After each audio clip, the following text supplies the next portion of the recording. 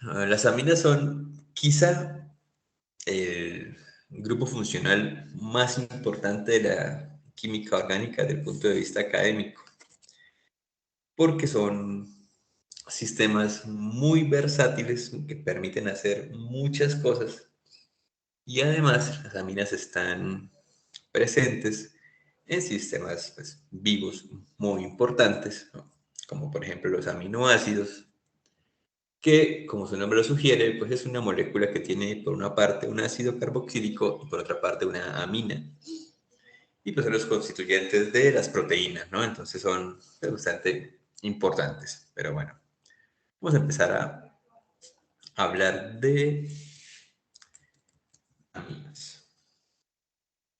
Lo primero que hay que tener presente es que aminas van a aparecer diferentes tipos. Alifáticas, cuando los R son cadenas pues lineales, ¿no? O con alquenos o alquinos. Aromáticas, cuando al menos uno de los R's es esto derivado de benceno. Y heterocíclicas, cuando el nitrógeno está dentro del ciclo, cuando hace parte así como estructural de algún ciclo, ya sea aromático o no, pues se le llama una amina heterocíclica, ¿vale? Dentro de los ejemplos de aminas que tienen como relevancia en la vida, pues por ejemplo tenemos la dopamina, epinefrina y serotonina, que son moléculas que interactúan con los receptores GABA. Bueno, al fin y al cabo que tienen como actividad sobre el sistema nervioso central, ¿no? Entonces, estimulan bastantes procesos que nosotros mismos podemos sentir. Está la putrescina y cadaverina, que su nombre realmente esto hace honor a su olor. Estas dos aminas vienen de la descomposición de aminoácidos cuando hay un material vivo en descomposición. Sí, entonces ese olor como horrible de putrefacto, pues como algo descomponiéndose, pues puede venir o tiene una parte o responsabilidad alguna de estas dos o las dos moléculas, ¿no? Realmente huelen horrible. Y bueno, algunos que llamemos estimulantes, que tienen aminas heterocíclicas, vean, aquí está la cocaína que tiene un sistema heterocíclico, la nicotina tiene dos sistemas heterocíclicos, uno aromático y uno que no lo es. Y la mescalina, no sé si alguien sepa del peyote, haya visto videos de lo que, bueno, la reacción que sufre el que lo consume, pues bueno, vean que la mescalina es muy parecida a la dopamina. Entonces, también sí, pues es como algo que afecta al sistema nervioso central y pues bueno, genera efectos bastante particulares por lo que puede ver.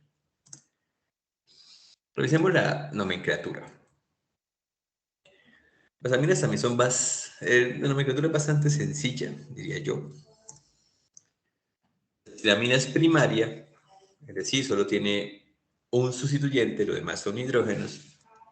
Pues el grupo que sustituye al nitrógeno se va a nombrar justamente como un radical, ¿no? Metil, etil, propil, isopropil. Bueno, aquí tenemos, por ejemplo, la metilamina, ciclopentilamina, isopropilamina. La amina puede ser secundaria, en cuyo caso, pues, si tiene nombre común, aprovechamos su nombre común. Por ejemplo, aquí escondida está una anilina. Entonces le llamamos N-etilanilina. Noten que este N hace referencia a que el grupo etilo está unido pues, al nitrógeno, ¿no? Entonces por eso es N-etil. Si solo dijésemos etilanilina, se entendería que el etil está en alguna de las posiciones del carbono, pues del benceno. Entonces, N-etilanilina, ¿vale?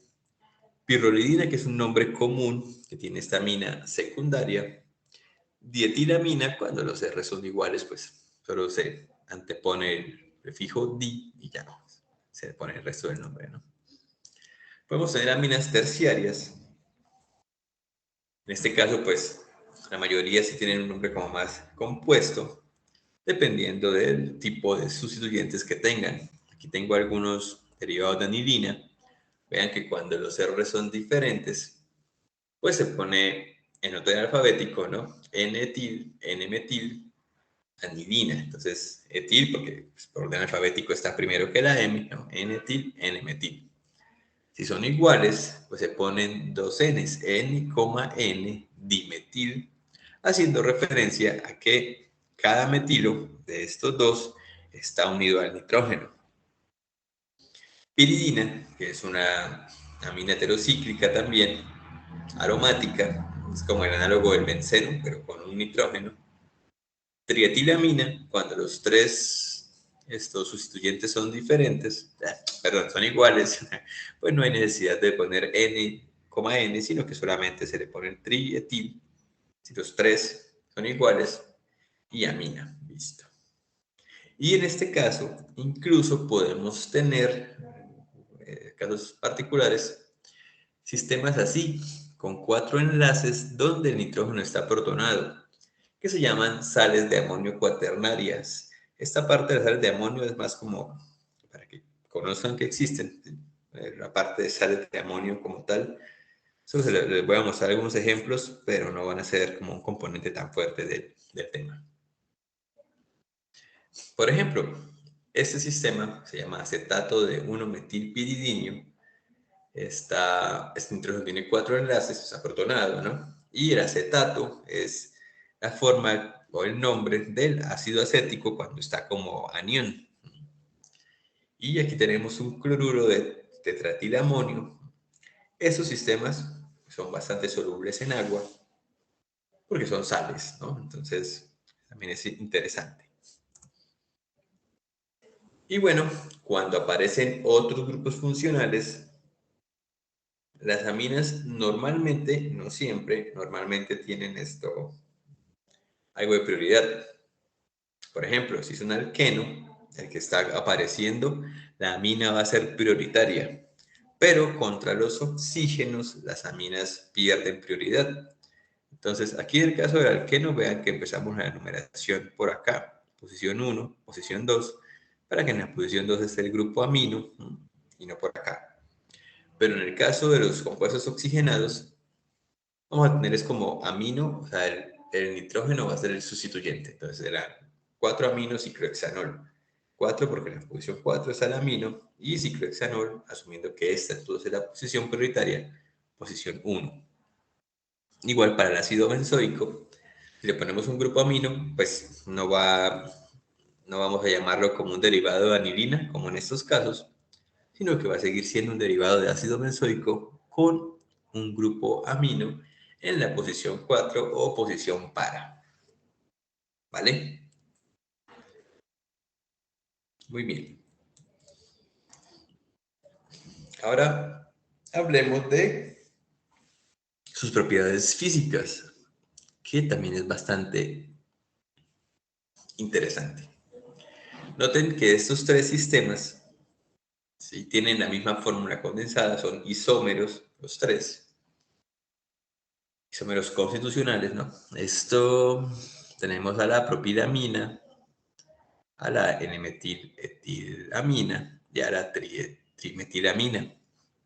Vean que para el caso de la propilamina tenemos un punto de ebullición de 48 grados. En este caso ya baja a 37 y cuando es terciaria disminuye tanto que esta amina de hecho es gaseosa, miren, está a 3 grados centígrados el punto de ebullición.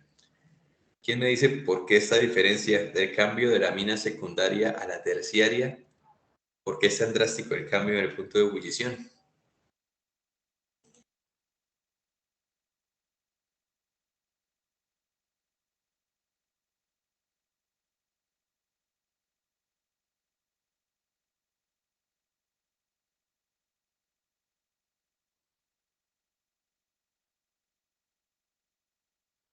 Profe, puede ser por porque tienen como menos cantidades de hidrógeno. En efecto, de hecho, menos cantidad no. Aquí ya no hay hidrógeno. ¿Verdad? Que ese nitrógeno ya no está unido a ningún hidrógeno. Lo que provoca que ya no hayan puentes de hidrógeno. Es lo que hemos estado infiriendo mucho tiempo. Y aquí también vemos algo interesante. Miren que el alcohol, como llamémoslo primo de esta molécula, ¿sí? El propanol comparado con la propilamina, tiene un punto de ebullición mucho más alto que la amina. Y esto tiene que ver con otra cosa. Ambos pueden hacer puentes de hidrógeno, pero recuerden que así como en el caso de los ácidos, que hacen unos puentes de hidrógeno mucho más fuertes que los alcoholes, para el caso de las aminas, los puentes de hidrógeno son mucho más débiles con respecto a los alcoholes. Pregunta, ¿a alguien se le ocurre por qué? ¿Por qué los puentes de hidrógeno que puede hacer este comparados con este resultan ser aquí más débiles y acá más fuertes? ¿De qué dependerá? Por el Profe, oxígeno. puede ser la compatibilidad. ¿Compatibilidad cómo así? ¿Con quién? Por ejemplo, que el hidrógeno no tiene tanta compatibilidad con el nitrógeno que con el oxígeno. No, no, compatibilidad no sería la palabra. Hay una propiedad ahí detrás.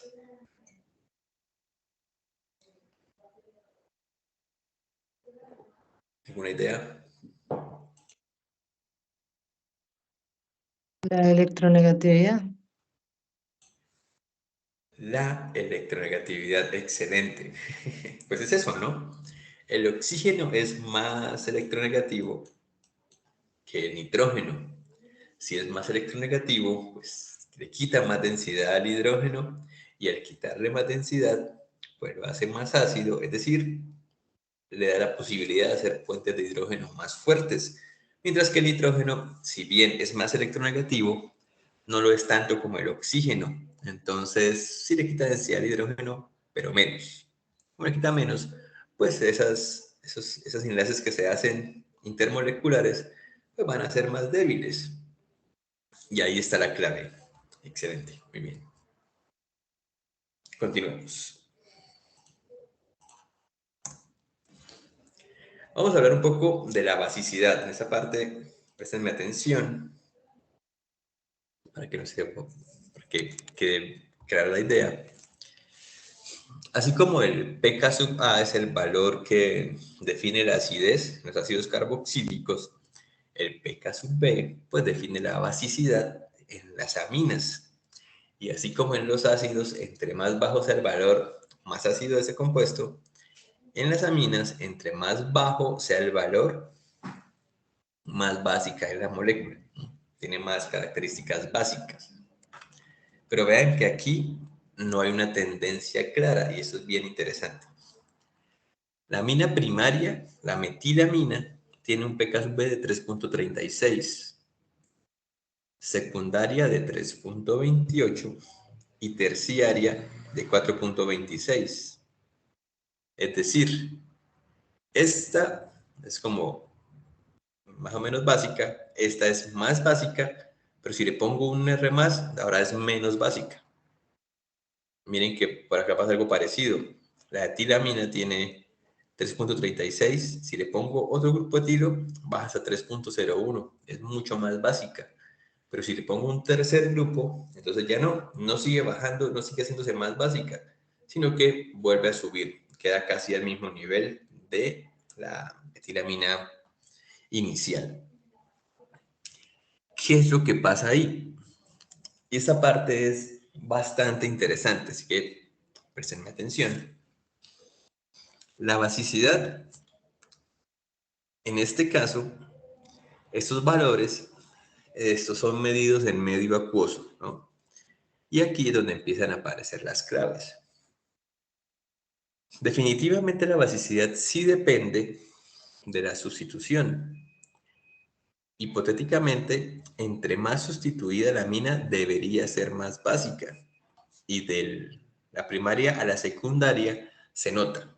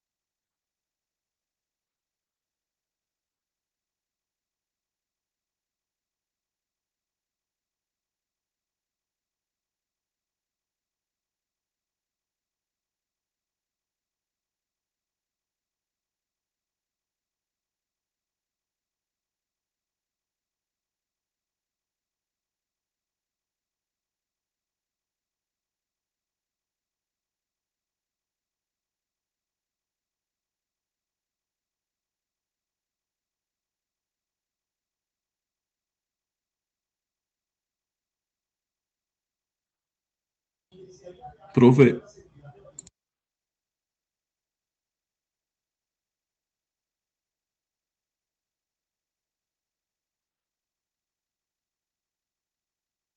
Yo creo que se le cayó el internet.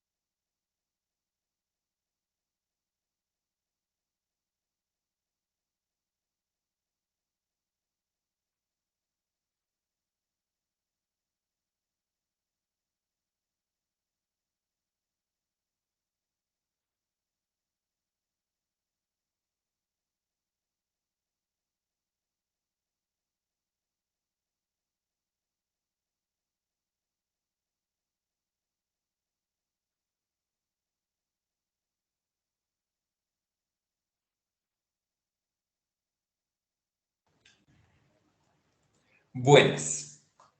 Qué pena con ustedes. Pero pues ya saben cómo son esas cosas de la virtualidad. Ay, se me ha caído el internet. A ver, les comparto otra vez.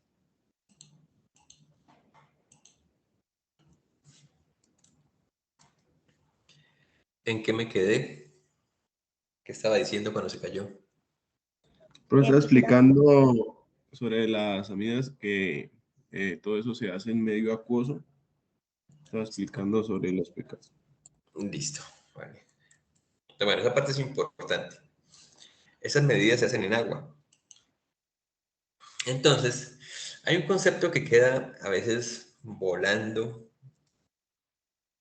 o que no se discute mucho en orgánica general, pero que es muy importante para, pues, pues como para entender procesos en química orgánica, y es el concepto de impedimento estérico. Impedimento estérico nos habla de cómo los grupos que tiene una molécula pueden, digamos, estorbar, ¿sí? Para que haga algo. En este caso, eso es lo que vemos. Voy a ir explicando. La basicidad depende de la cantidad de, como densidad electrónica que el nitrógeno pueda acumular cerca a él. Si tenemos un metilo, pues él roba bastante, le roba densidad a este metilo nada más y tiene pues cierta basicidad, ¿no? Si tiene dos metilos, pues le puede robar a los dos y entonces se hace más básica. Y si tiene tres, le puede robar a los tres. Pero ahí entra entonces en contraposición otro fenómeno, que es el impedimento. Como les digo, esta medida se hace medio acuoso. Entonces, ¿le está robando densidad a los grupos que tiene alrededor? Sí, pero para que se revele su capacidad pues, de ser una molécula básica, tiene que interactuar con el agua. Entonces, si tiene un metilo, pues el agua la puede rodear bastante bien. Si tiene dos, pues el agua también la rodea, no tan eficientemente como cuando tiene uno solo, pero la logra rodear bien. Si tiene tres metilos, pues ya los tres metilos como que cubren a la mina y empiezan a estorbarle al agua. ¿Interactúa? Sí, pero de una manera menos eficiente. Entonces aquí hay como dos corrientes que se contraponen. Para acá está el aumento de la basicidad.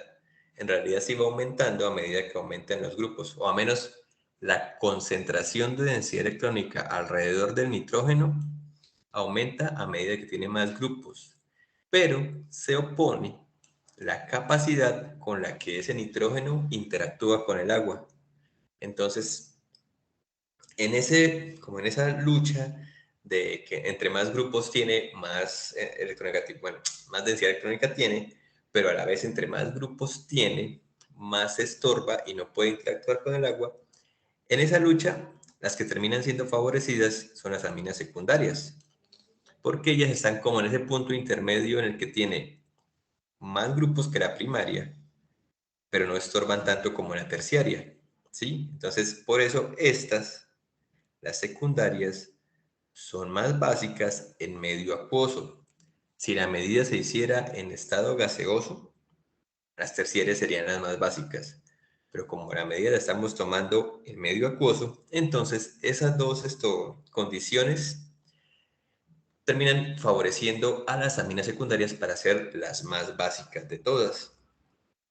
Es decir, esa interacción que pueden hacer con el agua, donde se puede protonar la amina, va a depender mucho de los grupos que tenga, ¿sí? De la eficiencia con la que se rodee de agua y la cantidad de densidad electrónica que tenga. Entonces, pues en esa lucha, como les digo, las aminas secundarias terminan siendo las más básicas.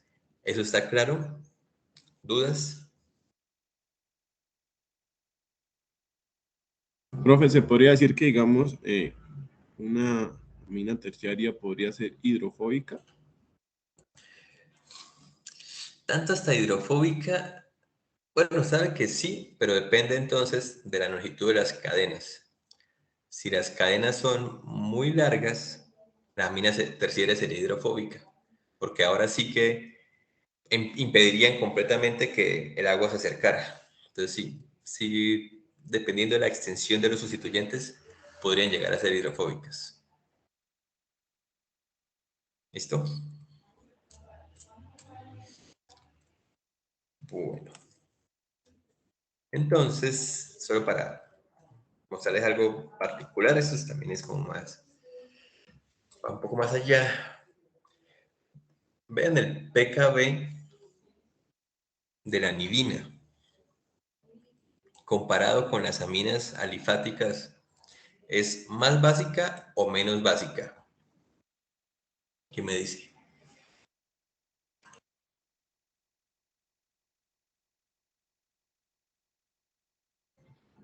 Pues yo diría que menos básica, profe. Mucho menos básica, ¿no? Vean que, como les dije, entre más bajo sea el valor del pKb, más básica es. Si la comparamos, por ejemplo, con esta amina, estamos hablando de 6 números de diferencia, pero esa escala es logarítmica, entonces son 6 órdenes de magnitud. Es decir, estamos hablando de que esta amina es 1.000.000 de veces menos básica que esta. Entonces, muy poco básica en realidad. ¿Y esto a qué se debe? Para que tengan presente.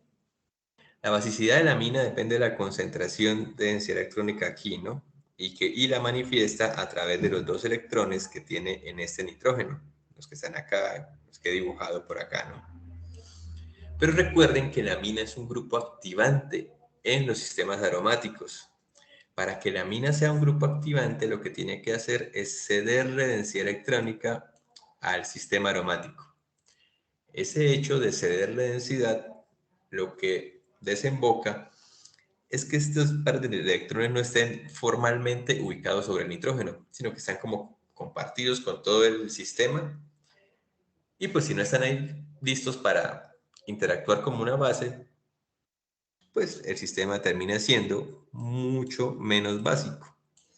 Entonces, para que lo tengan presente, solamente la anilina y los nitrógenos unidos, pues las aminas unidas a sistemas aromáticos, son poco básicas comparadas con las alifáticas. ¿Listo? Bien. Entonces, ahora sí, empecemos a hablar de la reactividad. Primero hablemos, pues como siempre, de métodos de síntesis. Entonces, ¿qué método de síntesis tenemos para hacer aminas? Resulta que dentro del gran número de sistemas nitrogenados que hay, la mayoría puede ser un precursor de aminas. Cuando me refiero a un gran número, pues vamos a ver, me refiero a todo ese tipo de compuestos. Ya les diré cómo se llaman. Y todos utilizando métodos de reducción que se simbolizan como un hidrógeno entre corchetes. Eso es lo que dice, es que se está haciendo un proceso de reducción. Pues todos nos pueden llevar a la obtención de aminas. ¿A partir de qué? A partir de amidas, nitrosocompuestos, nitrocompuestos, nitrilos o iminas. Entonces, todos esos son grupos funcionales diferentes, pero que están nitrogenados. Entonces, dependiendo de las condiciones que utilicemos de reducción, podemos obtener aminas. Esas condiciones de reducción, ¿cuáles pueden ser? También hay bastantes, hay una gran variedad. Puede ser hidrógeno sobre algún metal, paladio o platino o níquel, no los 3 a la vez, sino alguno de ellos. Cloruro de sodio, que ustedes ya lo conocen, algún alcohol. Hidruro de litio de aluminio, del que hablamos la última clase. Y esta M que representa un metal en medio ácido. Esas condiciones pueden aplicarse para este corchete. ¿Sí? Son condiciones reductoras. Pero no todas las condiciones reductoras sirven para reducir a todos los grupos. Aquí, si lo queremos hacer por reducción con hidrógeno y pues, reducción catalítica, que se llama hidrogenación catalítica, que es con hidrógeno y algún metal, tenemos que partir o del nitro compuesto o del nitrilo o de la imina. Si queremos utilizar hidruro de sodio, este solo logra reducir a las iminas. Los otros no lo lograríamos reducir con estas condiciones. Si queremos reducir una amida, el más adecuado es el hidruro de litio de aluminio. Vean que es como el equivalente al ácido, pero con nitrógeno, ¿no? Entonces, pues usamos el mismo reactivo que utilizaríamos para reducir un ácido carboxílico. Y con metales y ácido, perdón, con metales y ácido, por ejemplo, hierro en ácido acético, estaño en ácido clorhídrico, zinc en ácido clorhídrico también ácido acético, se pueden reducir nitros y nitroso compuestos. Entonces, para que lo tengan presente, de una gran variedad de compuestos nitrogenados podemos llegar a aminas. Todos los productos de esto son las aminas. Lo demás desaparece, la saturación, las insaturaciones, los dobles enlaces, triples enlaces, todo desaparece y terminamos obteniendo exclusivamente aminas. Pero pues dependiendo del reactivo de partida serán las condiciones que tengamos que elegir, ¿vale? Muy bien. Ahora les voy a hablar de otra metodología, digamos como de emergencia para sintetizar aminas, pero que no es muy adecuada y luego les mostraré las que sí son adecuadas. Esta les explicaré como con cuidado por qué no, para que lo tengan también en cuenta y porque pues como en la última clase pues les mostraré como algunos detalles más a fondo que uno debe tener en cuenta cuando trabaja con química orgánica. Por ejemplo, vamos a analizarlo desde el inicio. Esto es amoníaco. El amoníaco puede reaccionar con un halogenuro de alquilo por medio de una reacción que se llama SN2, que se llama, pues, es sustitución nucleofílica bimolecular, para reemplazar el halógeno por el NH2, ¿sí? Y se pierde HX. Por ejemplo, si esto fuera un cloro, pues perderíamos HCl. ¿Qué pasa? Tengan en cuenta que los halógenos son más electronegativos que los carbonos. Entonces aquí, este halógeno le está quitando densidad electrónica a través del enlace al carbono. Eso convierte al carbono en un sistema electrodeficiente, un sistema al que le falta densidad. Y el nitrógeno, por su lado, pues tiene densidad, tiene exceso de densidad. Entonces aquí tiene un delta negativo. Y como muchas veces les dije, pues en la orgánica podemos reducirla en muchos casos a que el negativo ataca al positivo. Al atacarlo saca el halógeno y ese halógeno que sale como un X menos, pues roba uno de los hidrógenos del amoníaco para que quede amina y ácido. Ahora, ¿cuál es el problema de esta reacción? ¿Dónde empieza la parte compleja de la reacción? Hay dos problemas serios en esta reacción, que son el subproducto y el mismo producto. Ambos generan problemas en la reacción. ¿Pero por qué? Vamos a hablarlo, a mirarlo con cuidado. ¿Cuáles son los problemas que genera esta reacción? Esperen aquí. Bueno, les voy a mostrar rápidamente, antes de eso, cómo es que se da la reacción. Quería como complementar eso ahí un poquitín. Se llama bimolecular o SN2 porque los dos reactivos interactúan en un punto. Aquí llegó la música por acá, pero bueno. Llegan en un punto, interactúan, se pierde esto y luego el X roba un hidrógeno y así es como llegamos acá, ¿no? Como para que tengan presente un mecanismo ahí, eventualmente no hace daño. Ahora sí, tenemos estos dos sistemas. ¿Por qué son un problema? Hay que tener en cuenta dos cosas. La primera y muy importante, pues que eso es un ácido, lo que se está liberando. Y recordemos que las aminas son básicas y el amoníaco también lo es. Entonces, ese HX, ese ácido que se está liberando, reacciona con la amina básica o con el amoníaco básico para generar sales de amonio, ¿no? Entonces, cloruro de amonio, por ejemplo, bromuro de amonio, dependiendo del halógeno que tengamos. ¿Cuál es el segundo problema? El segundo problema es que ahora, si comparamos la... Voy a borrar estos cositos rojos para revisar ahora esto. Entonces, el primer problema es que se genera ácido y reacciona con el amoníaco, y bueno, ahí se empieza a consumir amoníaco que debería estar acá. El segundo problema es que si comparamos la densidad electrónica de este nitrógeno con la de este, ¿quién de ellos creen ustedes que tiene más densidad electrónica? ¿Quién me dice?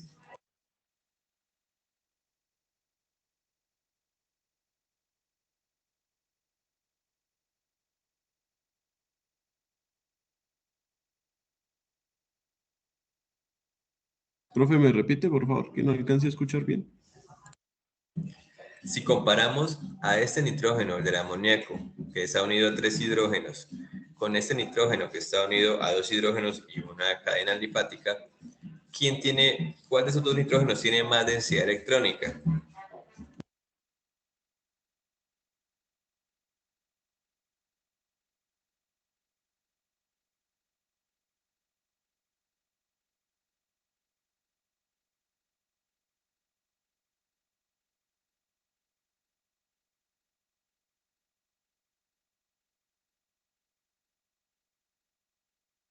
Al NH2, profe, ¿sí? Del NH3 al NH2.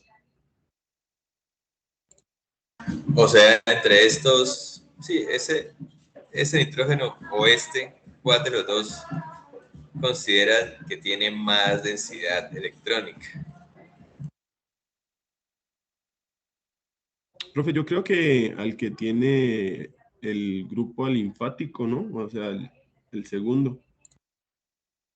¿Por qué? Por lo que pues ahorita se acaba de decir con respecto al grupo aromático y al grupo alinfático. Decía que cuando la amina está un grupo alinfático, pues tiende a tener más, ¿sí?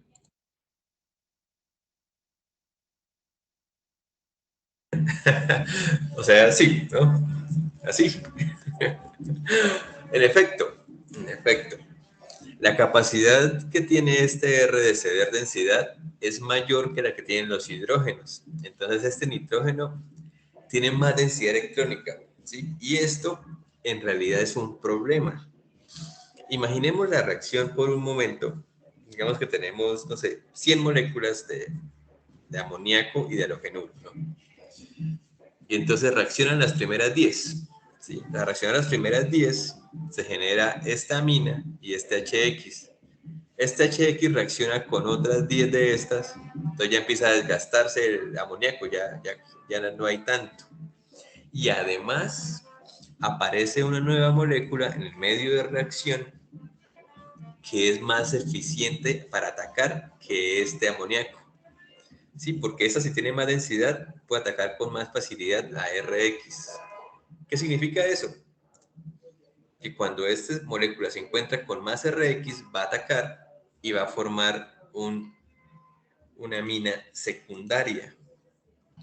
Esta amina secundaria a su vez tiene más densidad electrónica que la primaria. Y entonces, bueno, además de que se va a ir formando HX, puede seguir reaccionando y formando aminas terciarias. Y esta amina terciaria incluso podría atacar una vez más y formar una sal de amonio. En pocas palabras, si intentamos hacer esta reacción para obtener una amina primaria, lo que vamos a tener en realidad es una mezcla terriblemente compleja de aminas primarias, secundarias, terciarias e incluso sales de amonio, asumiendo, claro, que la cantidad de reactivo inicial alcance para todo esto, ¿no? Porque se va a ir consumiendo también. Entonces es un problema, ¿sí? Es un problema hacer esta reacción, es lo que les quería mostrar. Así que por esta metodología es muy raro encontrar reportes de aminas para hacer aminas primarias. Ahí el método es utilizar una cantidad muy grande de amoníaco para que siempre esté en exceso, ¿no? Entonces se agrega muchísimo más de este con respecto a este. Por ejemplo, 50 veces más de este, ¿no? Y ahí sí, pues por estadística, pues va a estar siempre en exceso y va a encontrarse más fácilmente, o al menos más probablemente, con halogenuros. Pero bueno, esta metodología casi no se usa. A menos que, pues no haya más, ¿no? ¿Cuáles sí se usan? La síntesis de Gabriel, que es como una modificación bastante interesante, en la cual se parte de este sistema que se llama ftalamida, con una F antes del nombre, ftalamida, y esta amida se pone a reaccionar en medio básico. En medio básico, la base quita este hidrógeno y dejando un anión. Ahora aquí se pone un halogenuro de alquilo que forma esta amida. Aquí lo interesante de esta metodología es que ya no hay posibilidad de competencia. Esta carga negativa aquí puede atacar fácilmente al R, pero esta especie no ataca a R, no tiene la capacidad para atacarlo. Entonces, aquí no hay subproductos. Y bueno, una vez está aquí, ahí está una mina, pero como escondida. Aquí dentro está una mina escondida. Y entonces hay que liberarla. Para eso se pone medio básico con algún disolvente que pueda dar esos protones, por ejemplo, con etanol. Algún disolvente así y obtenemos entonces aminas. Esta síntesis sí es muy utilizada y además también sirve para hacer aminoácidos, que es una metodología bastante interesante. Hay otra. Bueno, antes de eso, importante, este halogenuro debe ser primario, tenganlo presente. Si no es primario, podemos tener alquenos, entonces para que lo tengan en cuenta, ¿vale? Profe, Cuénteme. bueno, aquí cuando aplicó lo del NaOH, siempre se va a tomar, bueno, se toma el sodio y a la hora entonces de ponerlo a reaccionar con el halogenuro, o sea, se une es el radical más no el halógeno. Pero que, ¿cómo así que se toma el sodio? Pues acá hay está ¿Acá, en esa borde? Sí, exactamente. Bueno, póngale cuidado, póngale cuidado. Acá hay un subproducto, ¿no? Aquí se pierde NaX. Entonces, es una cuestión de cargas. Como el R está unido al halógeno, el halógeno tiene una carga negativa parcial y es una carga positiva parcial. Recuerden que siempre positivo reacciona con negativo. El sodio tiene una carga positiva, se queda con el que tiene carga negativa, NaX. Y el N que tiene carga negativa ataca al que tiene carga positiva, a R.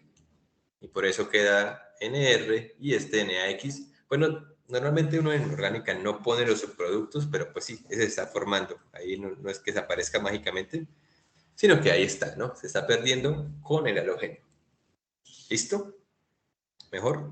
¿Mejor así? Sí, sí, profe. Excelente. Y bueno, el halógeno tiene que ser primario, para que tengan en cuenta. Ahora bien, la otra y última metodología de síntesis de la que les hablaré es la transposición de Hofmann. Una transposición, un método muy interesante, porque vean lo que pasa, y vean que eso sí es bien curioso. Transposiciones creo que nosotros tampoco habíamos hablado de ellas, pero bueno. Se parte de una amida, se usa bromo molecular o cloro molecular, base y agua, y se obtiene una amina. Y esta parte, este fragmentico acá, se pierde. ¿Por qué se llama transposición? Porque es como si este R que está aquí saltara para acá. ¿Sí ven? Y se perdiera esta parte. Entonces, R que no estaba unido directamente al nitrógeno, en el producto termina unido. El mecanismo de esta reacción sí es bastante complejo. Si alguien tiene la curiosidad, pues, no sé, en una asesoría les puedo mostrar cómo es que pasa.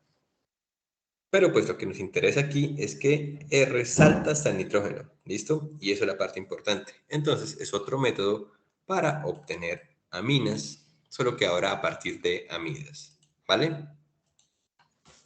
Por ejemplo, y aquí como para que quede clara la idea, un ejemplo ya particular. Si tenemos esta amida, ¿sí? Podemos entonces hacer en estas condiciones, vean que todo este fragmento, todo este salta y se une al nitrógeno. Veanlo, ahí está. ¿Sí ven? Sistema aromático y dos carbonos, sistema aromático y dos carbonos, salta y se queda unido ahora al nitrógeno directamente. Eso es lo que conocemos como transposición o rearreglo. Y pues este es el caso de transposición para obtener esto, aminas. ¿Vale?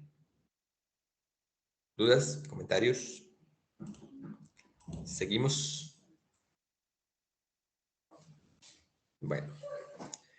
Profe, Entonces, bueno, cuénteme. yo tengo una pregunta, pero pues no es como tal, bueno, tengo dos, pero es que una vez, pues, vi como una reacción, pues, para mí interesante, de hecho, pues, nunca la había visto, profe, en el que se, digamos, partía de un alcohol y se, digamos que en el producto, bueno, se hacía la reacción y se obtenía, digamos que la cadena del alcohol, pero con un sodio, profe.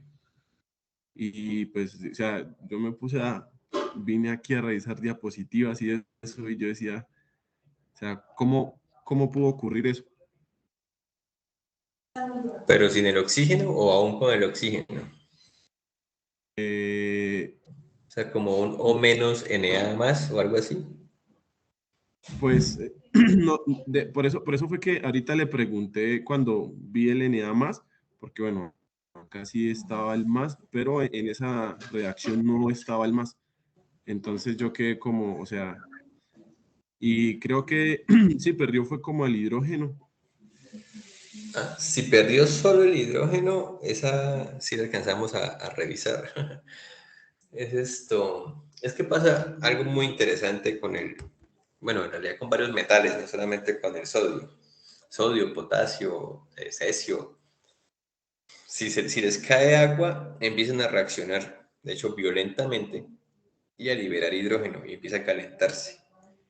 Y con los alcoholes es igual. Em- Si uno le pone un metal, empieza a reaccionar, empieza a liberar hidrógeno, a calentarse un poco, pero parece como, lo que uno ve es como algo parecido al cassette, ¿no? Porque se ven así como burbujitas y se están moviendo por todas partes. Y lo que está haciendo es agarrando esos hidrógenos unidos al oxígeno, haciéndolo reaccionar con otro hidrógeno para liberar H2. El H2 es un combustible bastante eficiente, ¿no? Puede estallar. Y lo que queda como subproducto es toda la cadena del alcohol, excepto el hidrógeno, ¿no? Ese hidrógeno queda reemplazado por un Na, un Na más.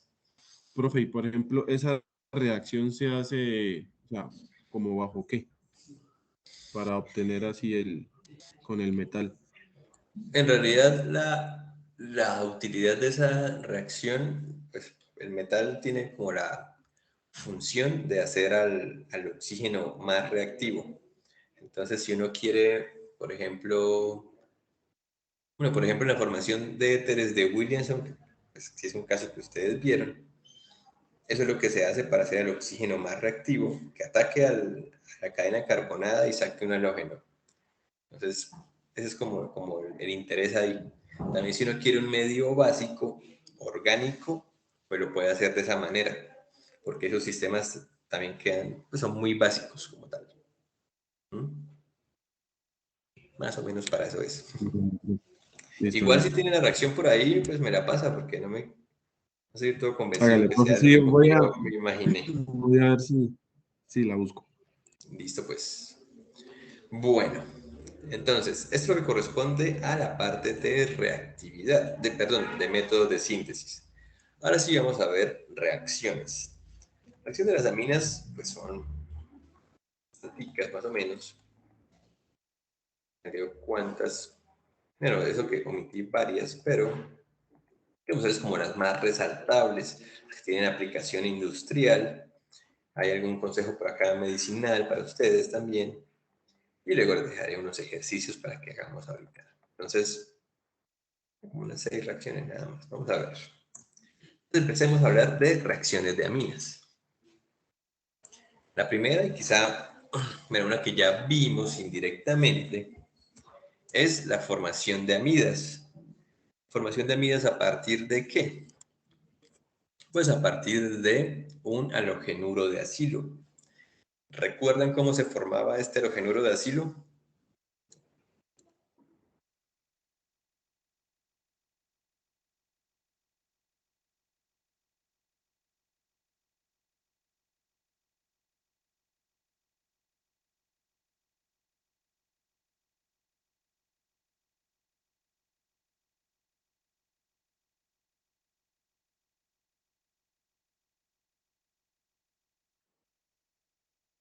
No, ni idea. Así, ¿no? A partir de un ácido carboxílico, con cloruro de tionilo, formamos un halogenuro de acilo. Si este halogenuro de acilo lo hacemos reaccionar con una amina, pues formamos una amida. Entonces, esta es como una de las partes importantes. La primera reacción de aminas que vamos a ver, ¿no? Otra, formación de alquenos, y esta sí es muy interesante, por metilación exhaustiva de Hofmann. Resulta que si tenemos una amina primaria, secundaria, bueno, pero con primarias es mucho más efectivo para que no haya subproductos. Tengo una amina primaria y le pongo yoduro de metilo en exceso, es decir, hay muchísimas equivalentes de este con respecto a la amina. Lo que se forma es una sal de amonio, ¿sí? Uno de esos grupos que les hablé al principio, con 3 metilos y una cadena más larga. Si a este sistema le hago un tratamiento con óxido de plata, lo que hago es intercambiar el anión. Vean que antes tenía un yodo menos, ahora tiene un OH menos. Y aquí puse ese hidrógeno explícito porque me interesa que lo tengamos acá, ¿no? Entonces, ¿cuál es la función de la plata? La plata es un átomo que reacciona muy fácilmente con halógenos, con cloro, bromo, yodo. Entonces, lo que hace es precipitar el yodo para que sea reemplazado por un OH-. Un OH- es una base, ¿cierto? Entonces, estas bases tienen la capacidad de robarse este hidrógeno, provocar que estos electrones vengan aquí a formar un doble enlace y sacar este fragmento con 3 metilos. Y lo que obtenemos al final, uy, esperen que esta animación sí me quedó bastante rara. Lo que obtenemos al final es esto, una...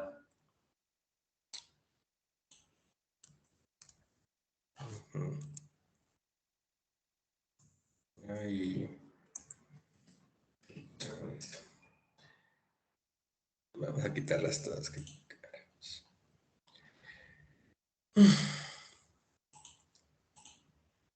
Se supone que ya no hay animación y sigue así.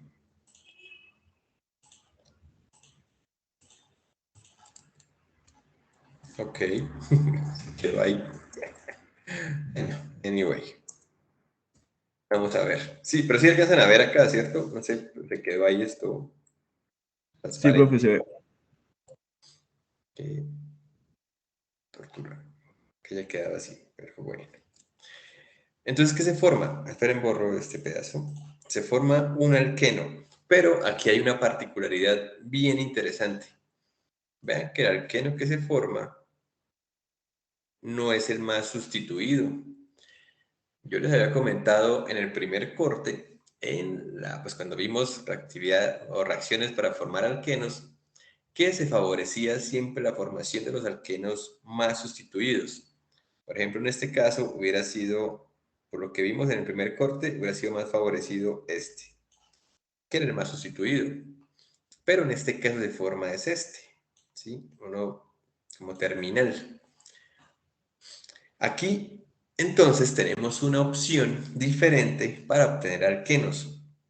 Cuando utilizamos la metilación de Hofmann, obtenemos los alquenos menos sustituidos. Siempre se forma el doble enlace donde antes estaba el nitrógeno, ¿vale? Que casi siempre es una posición terminal.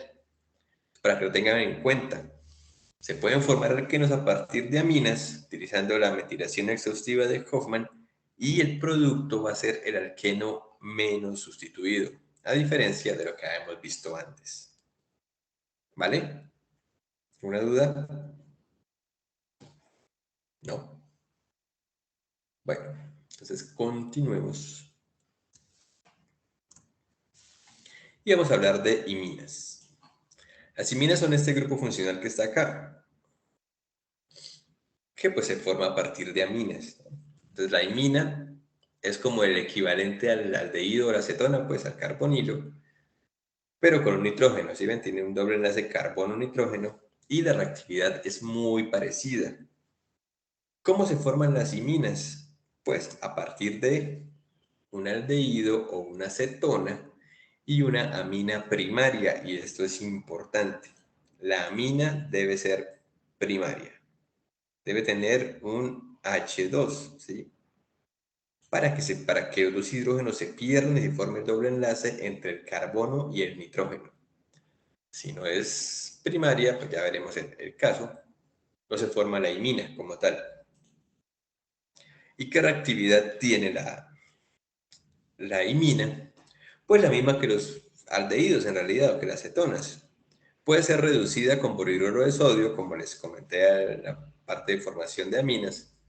Y pues lo que pasa es que entre un hidrógeno acá y otro aquí arriba, vean que tenemos ahora una amina.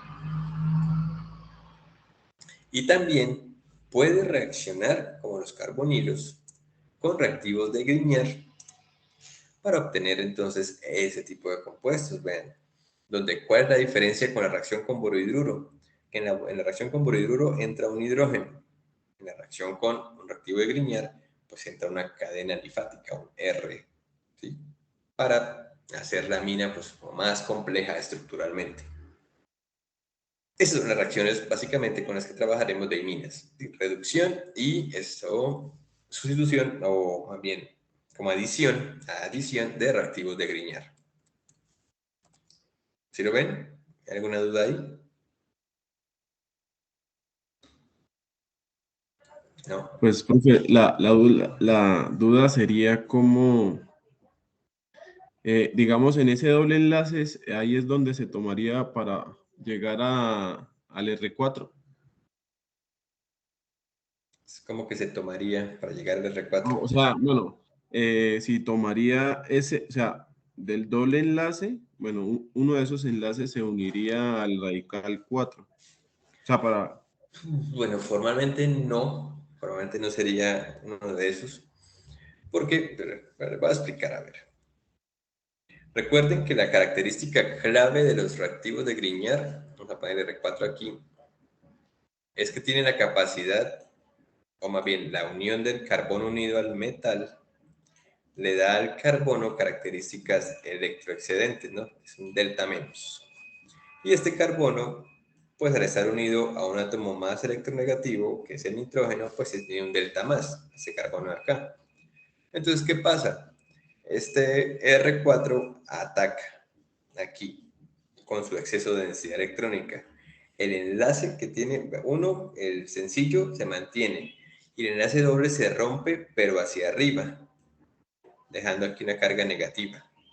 Inicialmente esa carga negativa está compensada por el metal, porque aquí pues también se pierde esa unión metálica, ¿no? Pero cuando se le agrega agua, pues esa carga negativa roba un hidrógeno del agua y queda el hidrógeno acá. Entonces, uno de los enlaces de aquí, más bien, formó el NH. El enlace carbono-carbono se formó, pero por efecto de los electrones de este carbono del R4. ¿Sí? ¿Mejor? Vale, profe, sí. Sí, listo. Muy bien. Enaminas. Pues miren, tenemos iminas y tenemos enaminas.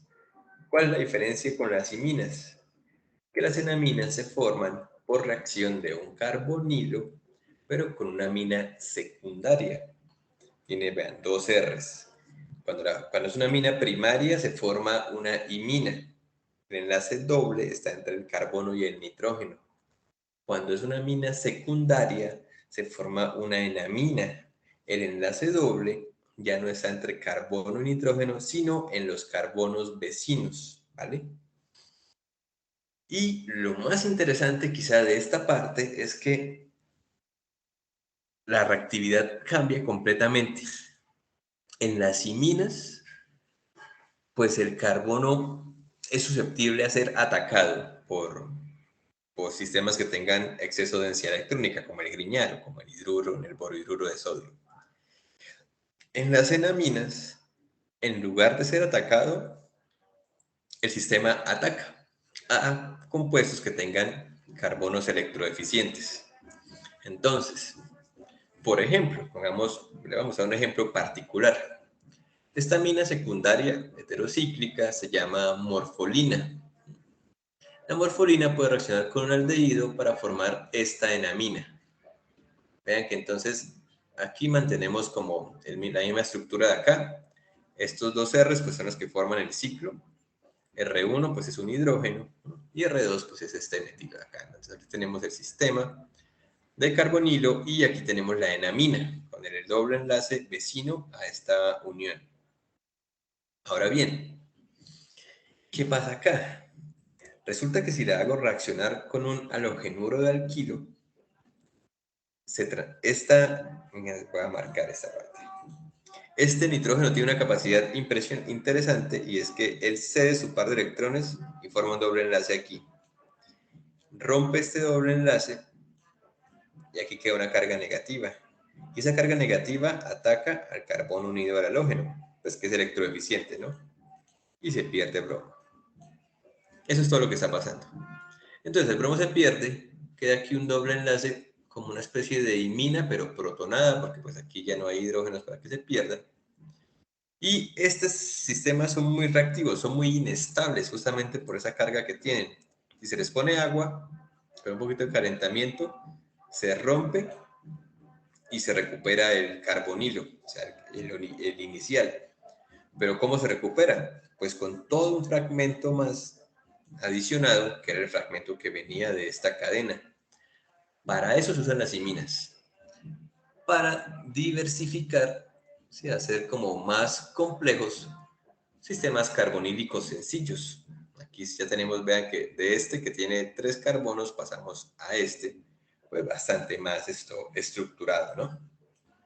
¿Lo ven? ¿Alguna duda? No, profe.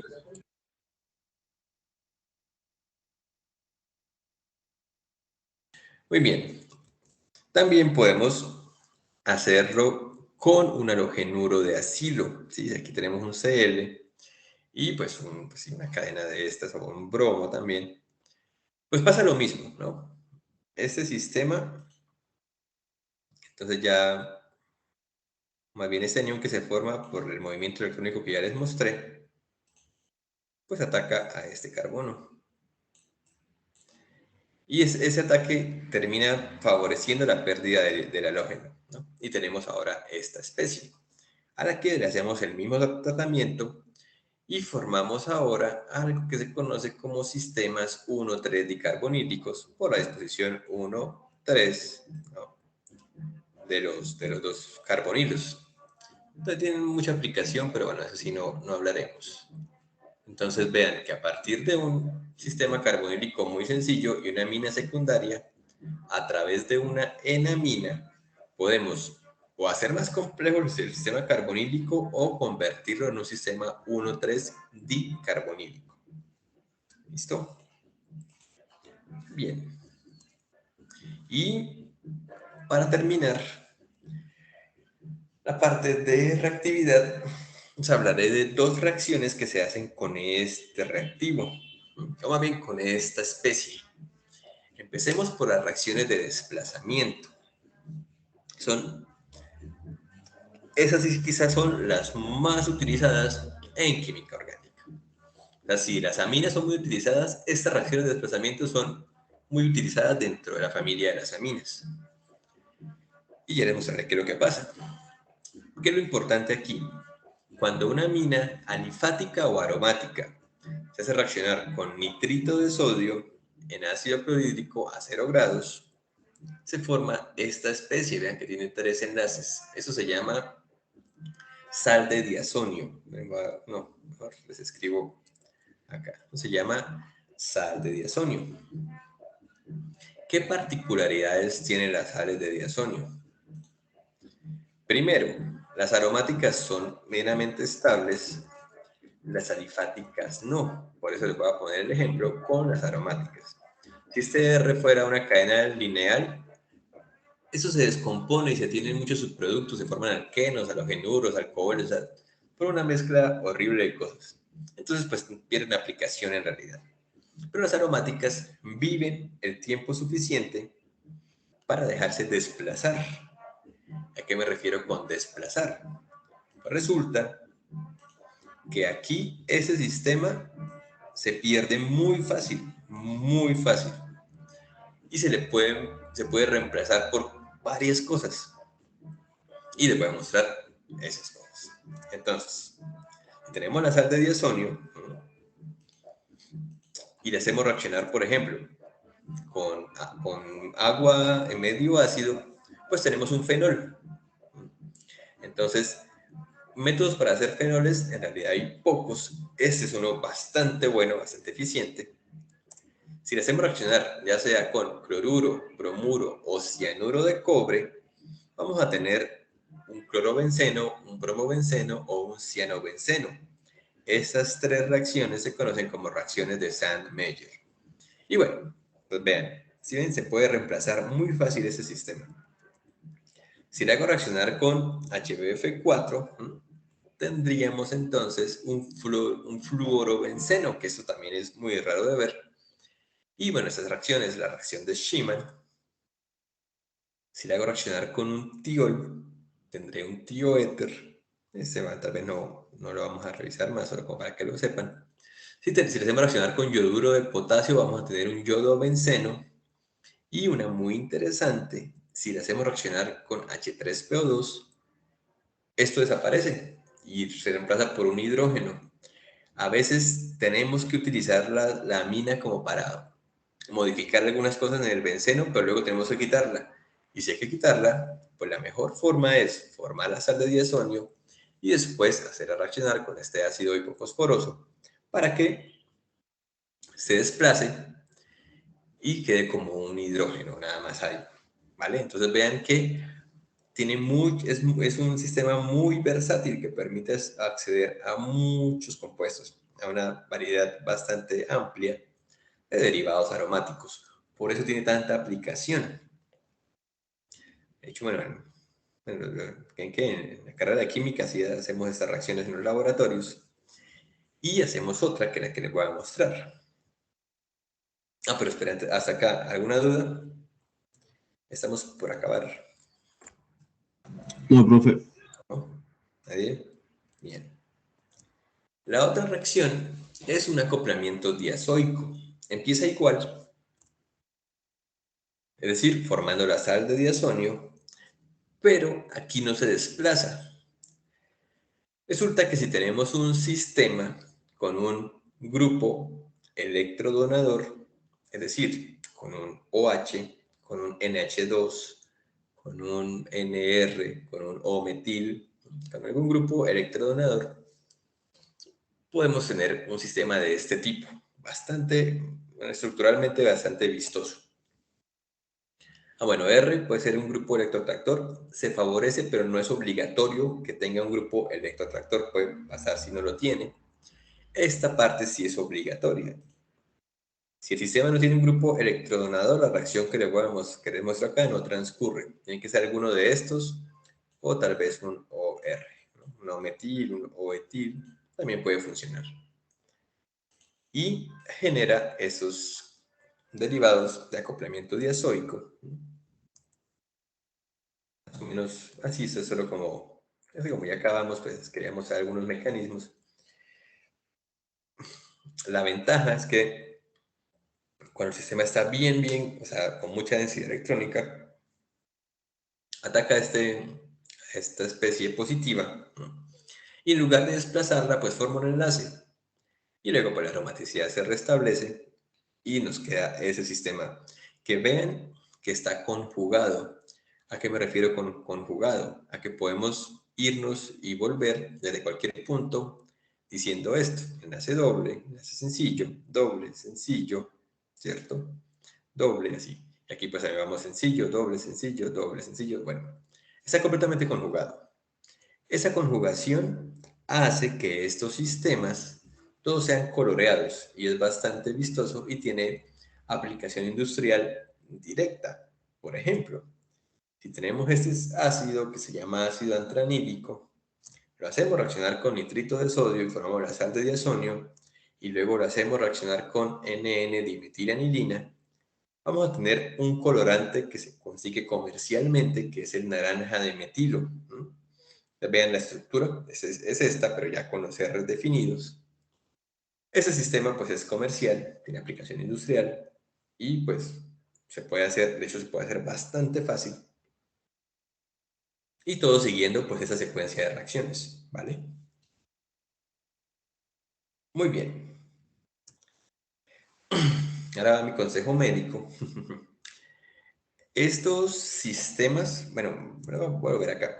Este nitrito de sodio o de potasio también es un preservante, también es una sustancia que se le echa a la comida, pues como para preservar principalmente las carnes frías, que son los preservantes E250 y E252.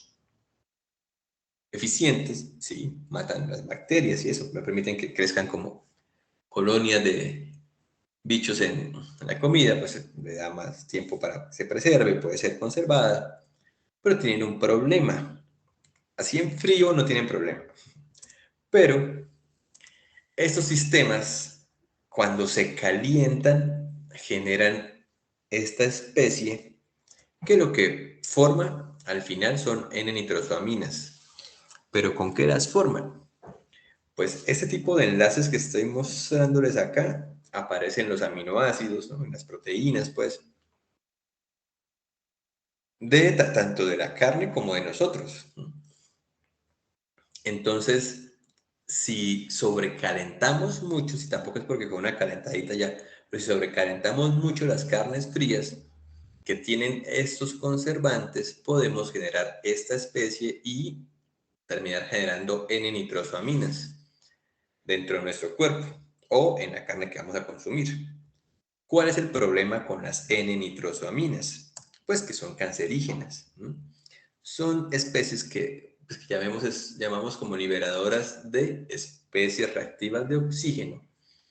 Y lo que desembocan es muchos como cambios estructurales tanto en las proteínas como en el ADN que puede generar o desembocar en cáncer. Entonces, para que lo tengan presente, ¿no? No sobrecalienten sus carnes frías, pues. Solo lo estrictamente necesario.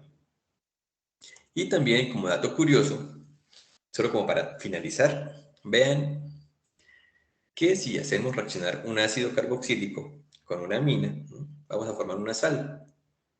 El ácido y la amina, pues es una reacción literal ácido-base, ¿no? Literalmente es un ácido y una base los que van a reaccionar y forman este sistema, o este ejemplo acá, que es bastante atractivo porque tiene pues una carga negativa, una carga positiva, ya les diré por qué es bien atractivo.